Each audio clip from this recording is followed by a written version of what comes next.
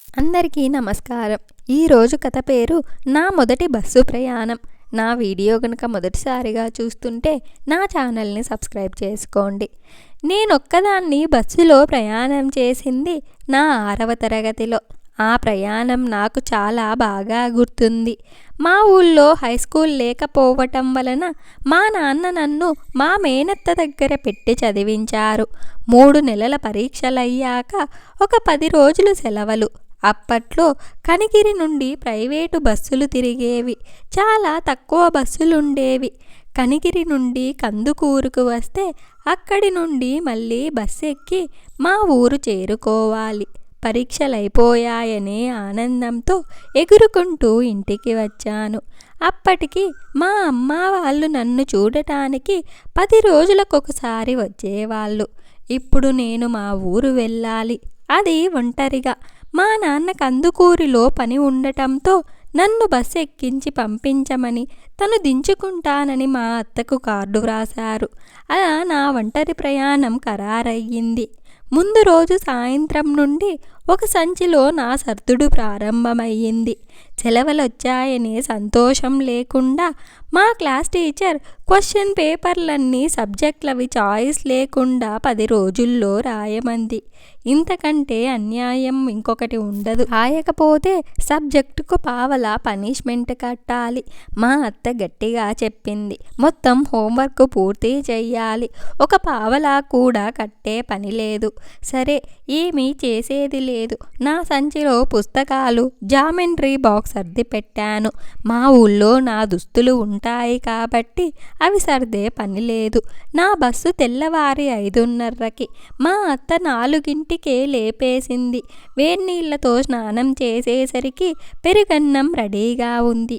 తినేసి ఆ చీకటిలోనే అత్త, నేను బస్టాండ్ దగ్గరికి వచ్చాము. మా ఇంటి వెనకాల పోలీస్ స్టేషన్. దాని ఎదురుగుండానే బస్సులాగుతాయి. కాసేపటికి రెడ్డి బస్సు వచ్చి ఆగింది. మా అత్త నన్నెక్కించి కండక్టర్తో, డ్రైవర్తో ఎంతోసేపు మాట్లాడి పిల్లని జాగ్రత్తగా మా తమ్ముడికి అప్పగించాలని చెప్పింది. మా అత్త చెప్పిందంతా విని అమ్మాయిని జాగ్రత్తగా దింపుతామని వాళ్ళిద్దరూ మళ్ళీ చెప్పారు.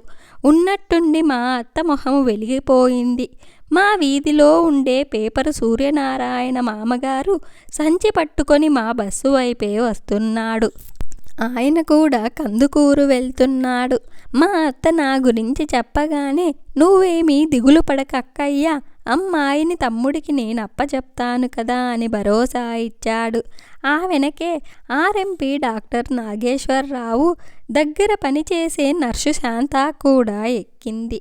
ఇలా తెలిసిన వాళ్ళు 4-5 బస్సు ఎక్కటంతో అత్త అందరికీ అప్పగింతలు పెట్టింది. నేను కూడా ధైర్యంగా ఉంటానని గట్టిగా చెప్పాను. బస్సు మెల్లగా కదిలింది. అత్తనే చూస్తూ నేను చెయ్యి ఊపాను. ఒక పావుగంట గడిచేసరికి బస్సు ఆగింది. కనిగిరి శివార్లో పొలాల దగ్గర రైతులు కూరగాయల బస్తాలు పెట్టుకొని ఉన్నారు. బస్సులో ప్యాసింజర్లు తక్కువే ఉన్నారు. కానీ కూరగాయల బస్తాలు బస్సు పైన లోపల కూడా కుక్కారు. తెల్లవారంగానే కందుకూరు మార్కెట్కు కూరగాయలు వెళ్తాయి. అలా బస్సు 4-5 పల్లెటూర్లలో ఆగుతూ కూరగాయలు, పాల క్యాన్లతో కిక్కిరిసిపోయింది. నా పక్కనే 2 నిమ్మకాయల బస్తాలు, ఒక గోంగూర బస్తా వచ్చి చేరాయి. కాలు కదపటానికి కూడా సందు లేదు. పొన్నలూరు చేరమో లేదు. 4 బుట్టల్లో కోళ్లు పెట్టుకుని ఎక్కారు. అవి ఒకటే అరవటము. బస్సు కుదుపులకి నా పక్కన ఉన్న నిమ్మకాయల బస్తాలోంచి 4 కాయలు నా ఒళ్ళో పడ్డాయి. నేను జాగ్రత్తగా తీసి బస్తాలో జొనిపాను. కాసేపటికి మళ్ళీ కాయలు పడటము. ఇలా అవుతూ ఉండగా ఒక 3 గంటలకు కందుకూరు చేరింది బస్సు. సంత. అప్పట్లో ఇంకా ఇంగ్లీష్ ముదరలేదు. మార్కెట్ అనేవాళ్ళు కాదు.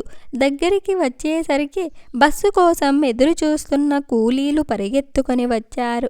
బస్సు అంతా దాదాపు ఖాళీ అయ్యింది. అందరూ ఇక్కడే దిగుతారేమో అనుకున్నాను. కానీ డిపో దగ్గరికే మీ నాన్న వస్తారు, అక్కడే దింపుతామని కండక్టర్ చెప్పాడు. సూర్యనారాయణ మామగారు సీట్లోనే నిద్రపోతున్నాడు. లేపకపోతే అలాగే పామూరు దాకా వెళ్ళేవాడు. కాసేపటికి బస్సు డిపోకి వచ్చింది. అక్కడే మా నాన్న గొడుగు పట్టుకొని నిల్చొని ఉన్నారు. నేను చెంగున బస్సు దిగాను. మా నాన్న అందరికీ నన్ను జాగ్రత్తగా తెచ్చినందుకు కృతజ్ఞతలు చెప్పారు. అలా నా మొదటి బస్సు ప్రయాణం జరిగింది.